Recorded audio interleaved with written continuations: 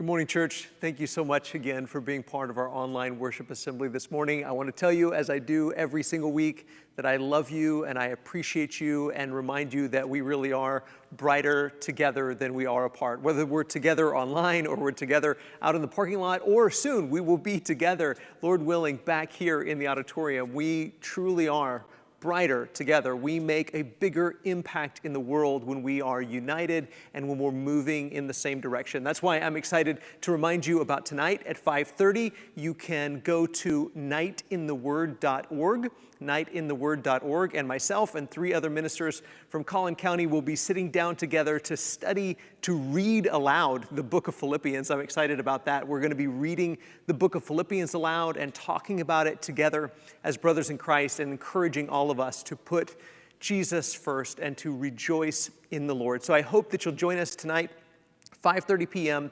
nightintheword.org, and you can not only watch live, but you can also participate by submitting your questions and your comments. We are wrapping up our series, You'll Be Glad You Did, today, but I want to start by telling you a story. A long time ago, I worked at Famous Footwear. I sold shoes, mostly tennis shoes and whatever people needed in Northwest Kansas. They would come in and I would do my best to figure out the shoes that they wanted. But my biggest frustration working at Famous Footwear was the fact that when it was closing time, usually when there was about 30 seconds left on the clock, maybe not even that long. Maybe it had already passed when we were supposed to close. It inevitably happened almost every day. Someone would come to the door right at closing time. And of course, I had to let them in. And of course, I could never kick them out once they were in the store. It didn't matter how long they stayed in the store. They could stay as long as they wanted to. I couldn't kick them out. And I couldn't begin closing everything down and cleaning everything up and getting ready for the end of the day until they were gone. So I needed to wait on them and help them in any way that I could. And of course, every time I would ask them as they came in the store, I'd say, good evening. Is there anything I can help you find? And you know what they said, probably, don't you? They said, no thanks, I'm just looking. And I thought, no, you can't just be looking. You can't just be browsing. And sure enough, that's all they were doing. They would wander the store for 15 or 20 minutes, and then they would leave without buying anything. They really were just browsing. And in my mind, of course, I would never tell them this, but in my mind, I kept thinking, it's too late for that. You could come in at the beginning of the day and you can browse all you want to, but at the end of the day, it's beyond time. It's past time. That sort of thing doesn't make sense at this time. And there's a lot of things in life like that, aren't there? There's a lot of things that they make sense in the early hours, but they don't make so much sense later on. For instance, when I was 5 years old, it made sense that I was scared of monsters in my closet. It probably wouldn't make so much sense now for me to be scared of monsters in my closet. It makes a whole lot more sense to be asleep at 12 a.m., 12 midnight. It makes a whole lot less sense to be asleep at 12 noon p.m. for most of us, right? It makes a lot of sense that somebody just going into college is pretty undecided about what they want to do with the rest of their life. It makes less sense as you get to the last few months of college if you don't know what it is that you want to do. So some things make sense early on, and you think, yeah, of course, you're young, or this is early, or it makes sense that I used to do those things. That's what this series is all about. It's about looking in our rearview mirror and recognizing that our past is one thing, but our future is supposed to be something else. Even our present is supposed to be something else, but also recognizing that our present will soon be our past. And we have to make decisions right now that we will be glad we made later on, that we can look back on and say, man, I am so glad that I made that choice. I am so glad that I took that path.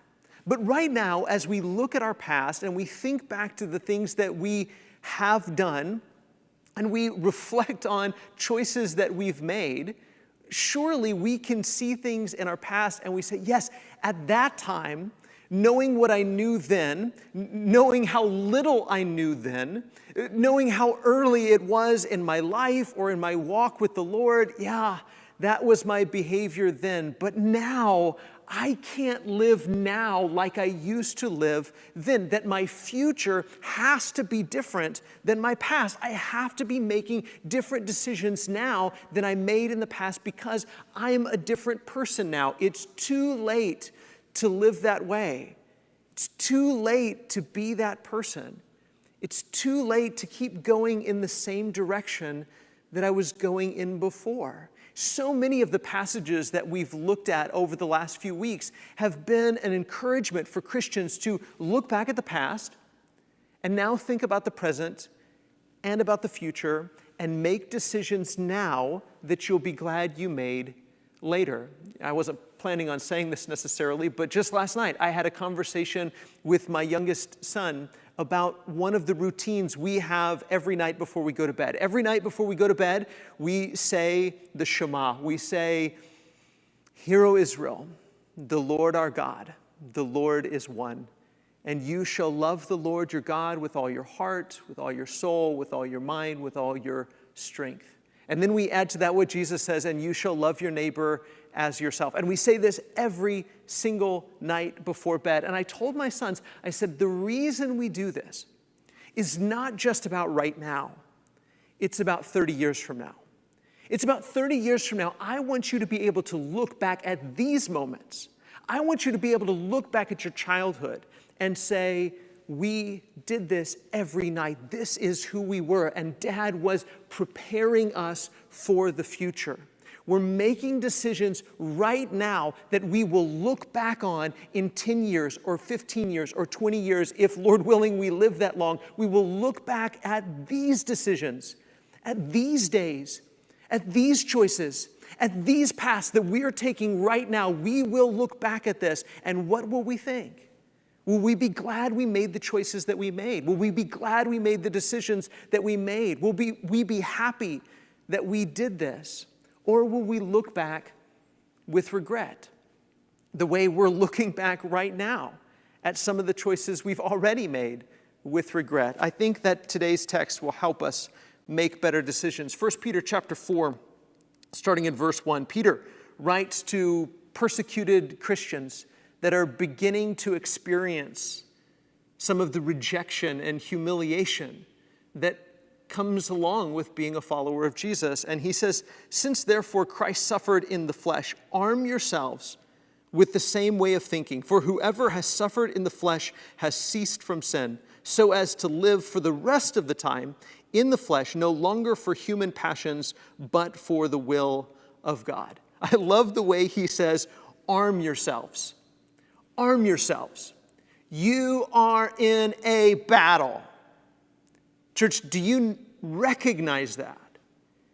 You're not just cruising down any old road of life. You are cruising through a minefield. You are behind enemy lines. You are in a battle. And the audience to whom Peter is writing, they recognized that they were in a battle, and they were probably asking questions to Peter, why is this happening to us? And Peter says, you have to arm yourselves.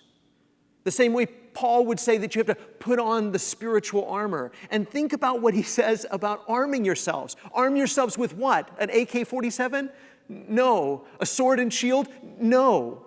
Arm yourselves with this way of thinking. Your mentality, the way you think, your perspective is your armor. And he says, arm yourself with this way of thinking, this mentality. What is it? That those who have suffered in the flesh, those who are being persecuted, have ceased to sin. We're done with it. We're done with it. Now, why would persecution be an indication that you've ceased from sin? Why? Because it's a choice. Persecution is a choice. It was always a choice. It has always been a choice, because all you had to do to not be persecuted was just not follow Jesus. All you had to do to not be persecuted, to not suffer in the flesh, is to just deny Jesus. And if you deny Jesus and you go back to living the way you used to live and doing what you used to do, then you can avoid the persecution. But the fact that you said, I'm not taking the easy way out. I'm going to follow Jesus, whatever the cost. I'm going to follow Jesus, whether it hurts or not, whether I suffer or not, whether it's painful or not, I will follow Jesus. And the fact that you're saying that and you're enduring this means you're committed. You're in. You're done with that other lifestyle. You have stopped sinning. You've said, it's too late for sin. It's too late for that behavior. I'm done with all that stuff. I'm on Jesus' side. And the fact that you're suffering associates you with Jesus. Jesus also suffered in the flesh. And the fact that you're suffering with him proves that you're done with that lifestyle. And so he says, arm yourselves with this mentality. Arm yourselves with this way of thinking. And whether or not you or I suffer the same kind of persecution, because we don't, none of us suffer the way that the first century Christians suffered. But even if we did, and even if we don't, we still have to arm ourselves with this way of thinking. Arm yourself with this mentality. I am done with that lifestyle. I'm not going to live that way anymore. That way of living for human passions. I'm done. From now on the road ahead, in the future, going forward, I will live for the will of God. That's the way you fight this battle. That's the way you cruise down this road. That's the way you navigate this minefield, is you decide, I am done living the way I used to live. Now, of course, that doesn't mean you're going to be perfect. Peter, by saying that you've ceased from sin, isn't saying that you're going to be perfect from now on and you'll never make a mistake. He's just saying you're done with that lifestyle. And the fact that you're willing to suffer with Jesus proves that you're done with that lifestyle. So here's your armor. Change your perspective about suffering. Change your perspective about persecution. Persecution doesn't mean God's turned his back on you. It means I'm on the Lord's side. And this is evidence of that. Look at verse 3. He says, for the time that is past suffices for doing what the Gentiles want to do, living in sensuality, passions, drunkenness, orgies, drinking parties, and lawless idolatry. It's too late to live like that. The time that is past suffices for doing that. It might have made sense if you didn't know what you know now. It might have made sense if you hadn't seen what you've seen now. It might have made sense if you didn't believe what you believe now. It might have made sense if what has happened in the gospel, in the good news of Jesus, if that hadn't happened, then it would make sense to just do whatever you feel like doing. You feel like being angry, be angry. You feel like being greedy, be greedy. You feel like being hungry, eat whatever you want. You feel like sleeping with somebody, sleep with whoever you want. You feel like drinking this, drink that, do this, do that. Whatever you feel like doing, that might have made sense under different circumstances. But no more. That doesn't make sense anymore. It doesn't make sense for someone who's seen what we've seen and heard what we've heard and believed what we've believed and know what we know. It doesn't make sense to live like that anymore. We can all look in the rearview mirror and say, yeah, there were things I did back then, but I didn't know then what I know now. I didn't understand then what I understand now. I didn't see then what I see now. And I can't drive now. I can't go forward now doing what I was doing back then. That wouldn't make sense anymore. It doesn't make sense at the end of the day to just be browsing. And it doesn't make sense for someone who sees Jesus for who he is to live as the world lives, to live, as Peter says, as the Gentiles want to do. That doesn't make sense for us. It's too late for that kind of behavior. It's too late for being greedy. It's too late for being self-indulgent. It's too late for being all of these things. It's It's too late for that. You've seen too much. You know too much. Look at verse 4. He says, with respect to this, they're surprised when you don't join them in the same flood of debauchery, and they malign you. But they will give account to him who is ready to judge the living and the dead. And you've experienced this, haven't you? Many of you have experienced this. You've experienced your family or your friends that are shocked. Shocked. Not in a happy shock kind of way, but a negative shock kind of way. You won't do that? You used to do that. You used to come out and drink with me. You used to do this with me. Do you think you're too good now? All of a sudden you're holier than I am now? All of a sudden you're better than me now? They're absolutely shocked, and they malign you. They talk bad about you because you've left that, but you've changed. You're a different person than you used to be. You've seen something that you didn't used to see. You know something that you didn't used to know. Your priorities have changed, haven't they? Your priorities aren't what they used to be. You used to chase after pleasure. You used to chase after treasure. You used to chase after power. You used to chase after everything they chase after, but your priorities have shifted and changed, and you're a different person, and it shocks them. But maybe some of us haven't experienced this. And maybe we ought to step back and think, you know what, if your lifestyle doesn't shock somebody in the world, maybe you're not completely committed to Jesus. Because it should be shocking. For the first century Christians, it was completely shocking to everyone around them. Why would you give up what you had before? Why would you give up this money? Why would you give up this position? Why would you give up this power? Why would you give up this pleasure? Why would you go and associate with a bunch of nobody Christians? Instead of your family, instead of your friends, instead of coming down to the temple with us and engaging in this worship to the gods, why are you living this way? Why have you given it all up? It was shocking to them. But our world hasn't changed that much. That truly being radically committed to Jesus isn't shocking anymore, because it is. And it should be. And it should shock the world. Verse 6. For the gospel has for this purpose been preached.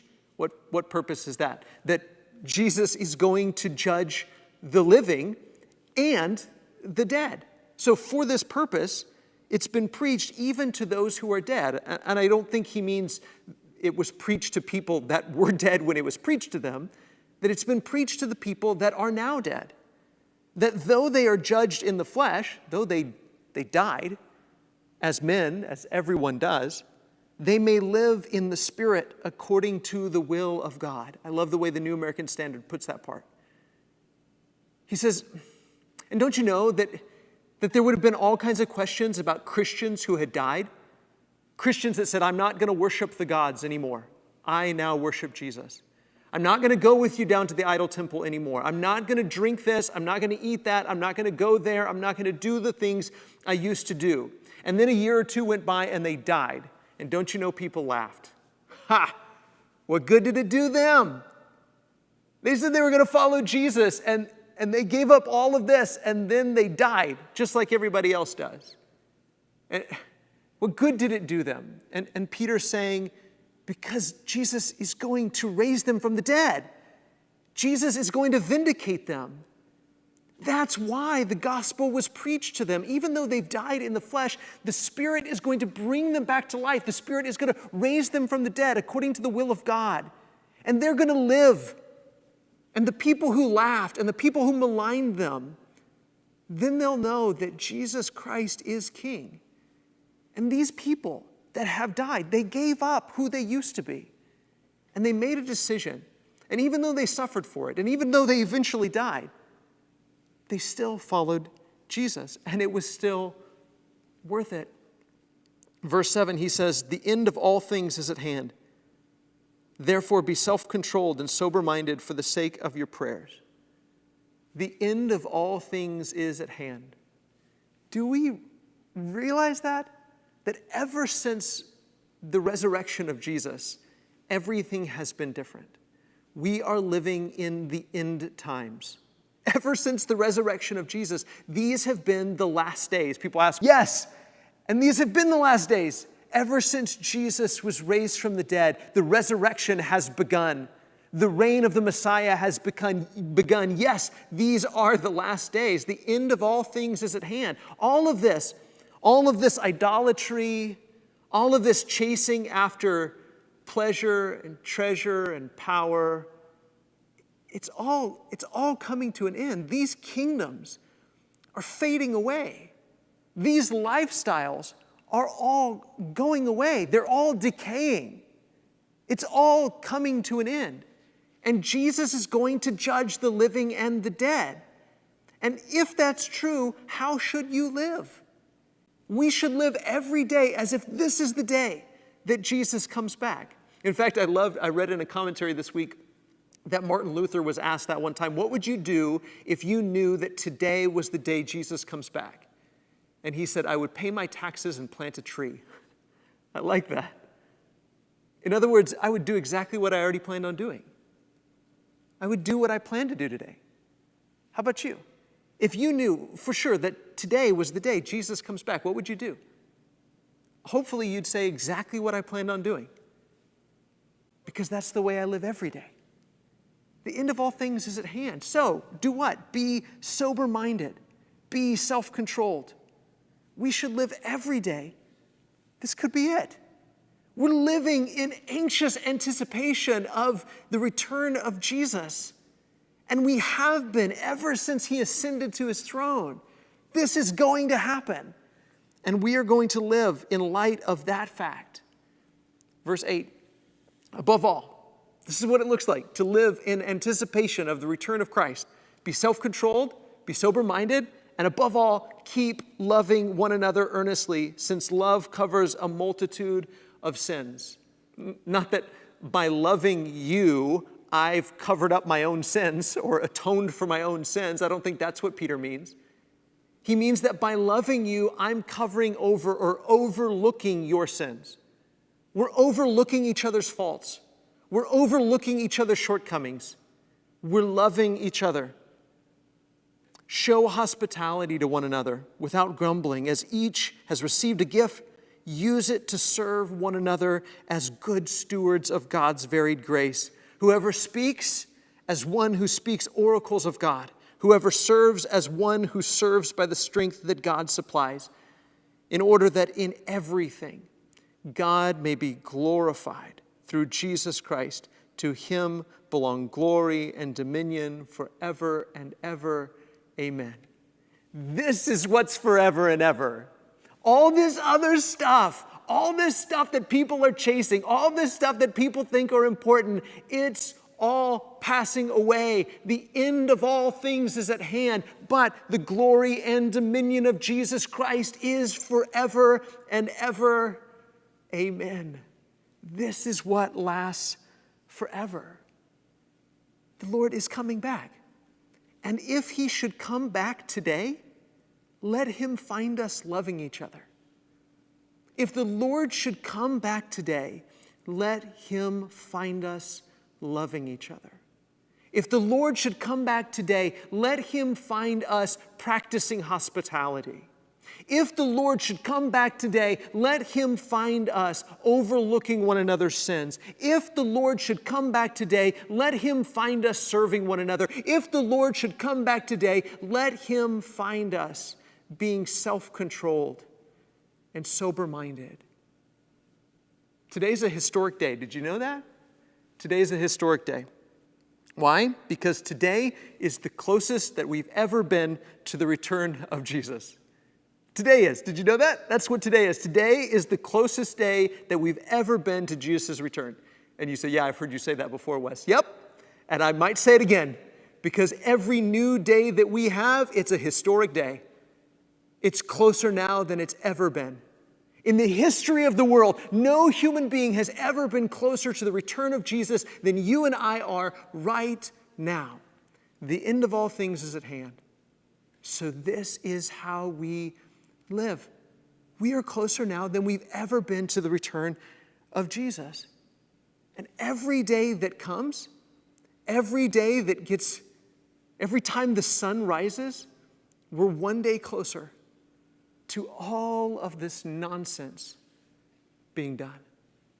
All of this greed, all of this hurt, all of this pain, all of this sin, all of this not caring about each other, all of this criticizing each other, all of this yelling, all of this screaming, all of this killing, all of these wars, all of this crime, all of this, it's all passing away. And every single time the sun comes up, we're one day closer to all of these things passing away. And the glory and dominion of Jesus Christ will be forever and ever. So if that's true, every moment that passes, the way of Jesus should make more sense, right? Every moment that passes, the way of Jesus makes more sense. Every moment that passes, every minute, every second, every day, every hour, every single moment of time that passes, the way of Jesus just makes more and more sense. And by contrast, the way of the world makes less and less sense. Every moment that passes, we should look back and say, wow, I can't believe I ever talked like that. I can't believe I ever lived like that. I can't believe I ever chased those things. Thank God I'm forgiven. Thank God for His grace and His mercy. And that those things in the past are forgiven and they're gone. But I certainly can't live like that anymore.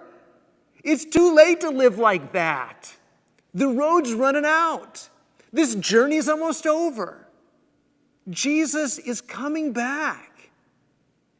And all of these things that people think are so pleasurable and so important, and they chase after and they idolize, it's all passing away. And every moment, the way of Jesus just makes more sense.